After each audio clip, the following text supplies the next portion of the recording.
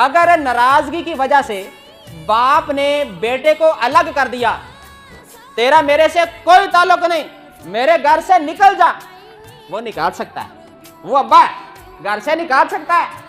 लेकिन एक काम अब्बा नहीं कर सकता, ये जो मैं अहम पॉइंट आपको सुनाने लगा हूं, एक काम अब्बे के हाथवास नहीं है, वो कौन सा है?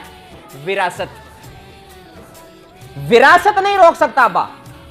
अब्बा चला गया दुनिया से, ये तंबीह नहीं कर सकता कि इतने प्लाटों में से बाकी बच्चों को तो मैं देता हूं, इसको मेरी विरासत नहीं जानी चाहिए। नहीं, अल्लाह ताला ने ये जो जमीन है ये सारी अल्लाह की है, ये जो उसके अब्बे को दिया वो भी तो अल्लाह ने दी हुई है ना।